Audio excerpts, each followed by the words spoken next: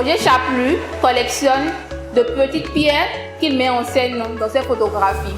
À première vue, banales, ces pierres prennent une dimension tout autre lorsqu'elles sont illuminées, attestant d'une présence unique.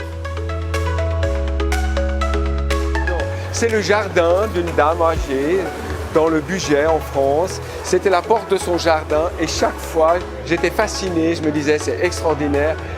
Ce qu'on voit par terre c'est de la poussière, c'est du sable, mais c'est plus de la poussière que du sable. Et je suis avec un ami qui habite le Brésil et je lui dis « Jules, fais une empreinte sur le sol ». Et il a posé sa main et j'ai fait une photo. Et quand j'ai regardé la photo, j'ai vu que sa main elle était en relief alors qu'elle est en creux. Et ça m'a beaucoup interpellé, cette illusion du plein et du vide. Et c'est devenu mon symbole à quelque part de ma vie, partout où je vais, il m'accompagne.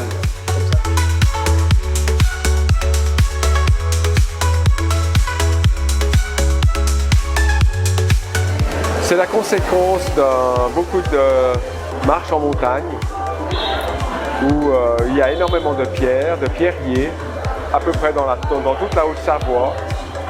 Et un jour, dans une rivière tout en haut, j'ai observé qu'il y avait un visage sur une pierre.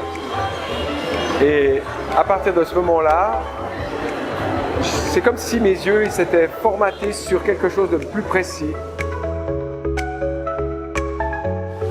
J'étais en janvier pour la fête du Vaudou et je suis allé au premier étage du marché à Cotonou où on a tous ces animaux momifiés. C'est fait que pour les gens qui pratiquent Vaudou. Et il y avait un jeune garçon qui était là à l'entrée. Il m'a dit c'est pas possible. Et puis quand même, avec une certaine tendresse, avec un certain sourire, je lui dis mais quand même, est-ce que... Et il m'a dit ok, le premier étalage. Et qu'est-ce qui s'est passé pour lui? Il m'a fait cadeau de ce serpent. Je lui fais cadeau de ce serpent. Et je suis parti en Suisse, à Genève, avec mon serpent. Et quand je suis un jour dans la montagne me dit, et ça c'est vraiment vrai, la montagne me dit, Roger, il faut t'occuper de ce serpent maintenant. Donc j'avais une tête, ce qu'elle a. J'avais un socle qui vient d'en face de Chamonix. J'ai mis le serpent, puis je me suis dit, oui, celui-là, il est bien comme personnage. Et je l'ai envoyé à Lily. Et puis, quand ils ont reçu, je crois qu'ils ont aimé cette image.